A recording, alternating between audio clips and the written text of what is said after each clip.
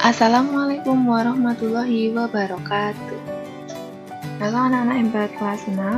Kali ini kita akan belajar materi IPS tema 5, subtema 1, 2, dan 3, yaitu menganalisis posisi dan peran Indonesia dalam kerjasama di lingkup ASEAN. Posisi dan peranan Indonesia di bidang ekonomi dalam lingkup ASEAN. Yang pertama itu menjadi anggota Koperasi ASEAN. Koperasi ASEAN itu merupakan salah satu bentuk kerjasama negara-negara ASEAN di bidang ekonomi yang bergerak dalam bidang koperasi untuk meningkatkan kesejahteraan negara-negara ASEAN. Yang kedua, ikut mewujudkan kawasan perdagangan bebas.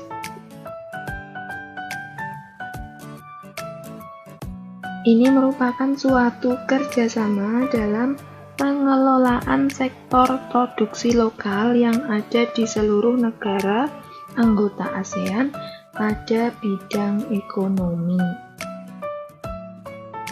Kemudian yang ketiga, Indonesia menjadi markas Komite Pangan, Pertanian, dan Kehutanan.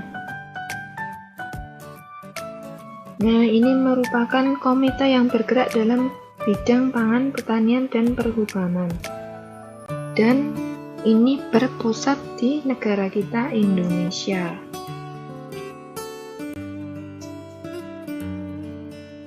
Di sini Indonesia berperan dalam mengkoordinasi bahan makanan. Kemudian yang keempat, Indonesia mendirikan industri pupuk ASEAN di Aceh. Ini merupakan sebuah penghasil pupuk hasil dari gagasan bersama negara-negara anggota ASEAN. Yang kelima, melakukan kegiatan perdagangan antar negara anggota ASEAN. Indonesia itu turut berperan dalam kegiatan perdagangan atau ekspor dan impor dalam kawasan ASEAN.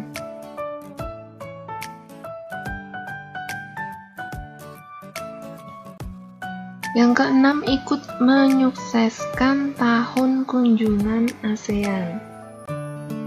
Nah, Tahun Kunjungan ASEAN itu merupakan ajang promosi negara-negara ASEAN dalam bidang kepariwisataan.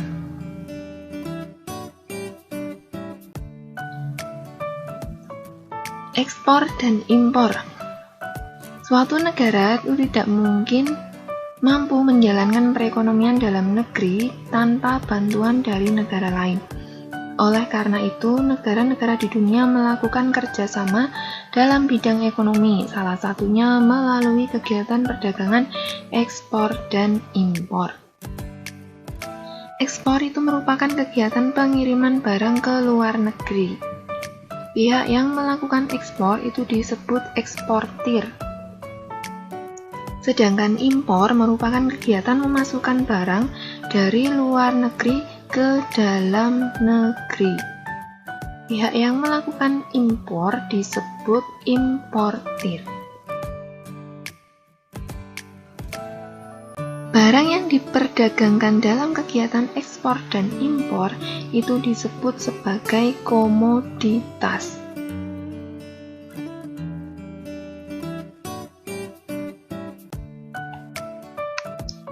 Komoditas ekspor. Komoditas ekspor Indonesia itu dibagi menjadi dua, yaitu yang pertama komoditas utama. Contohnya tekstil dan produk tekstil, elektronik, karet dan produk karet, sawit, produk hasil hutan, alas kaki, otomotif, udang, kakao, dan kopi. Yang kedua, komoditas potensial. Contohnya, kulit dan produk kulit. Ada peralatan medis, tanaman obat, makanan olahan, ikan dan produk perikanan, kerajinan, perhiasan, rempah-rempah, dan peralatan kantor. Nah, ini adalah contoh komoditas ekspor beserta negara tujuannya. Kalian bisa cermati pada tabel berikut ini.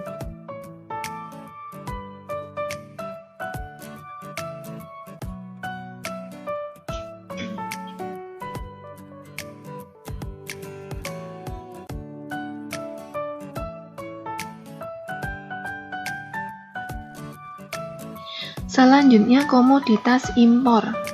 Indonesia itu mengimpor bermacam-macam komoditas dari berbagai negara.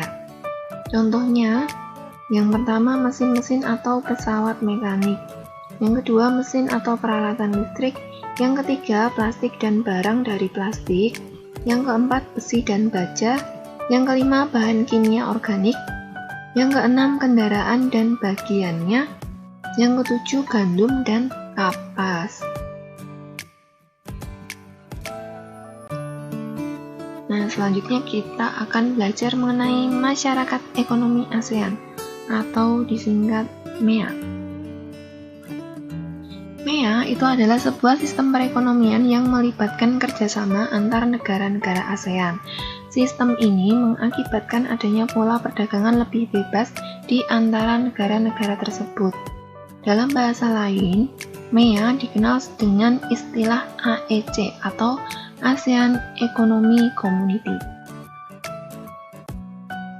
MEA sendiri itu dibentuk dengan tujuan sebagai upaya dalam membantu pertumbuhan perekonomian negara ASEAN, sehingga setiap negara ASEAN yang ada mampu memiliki perekonomian yang stabil, makmur, dan juga berdaya saing. Nah, pengaruh MEA. Dengan diterapkannya MEA, peluang tenaga kerja asing untuk mengisi berbagai jabatan serta profesi di Indonesia akan semakin terbuka. Begitu pula sebaliknya, tenaga kerja Indonesia juga mempunyai peluang lebih besar untuk bekerja di negara-negara anggota ASEAN lainnya. Nah, hal ini menandakan bahwa kualitas produk dan sumber daya manusia Indonesia harus terus ditingkatkan lagi agar mampu ikut berpartisipasi bersama tenaga kerja asing.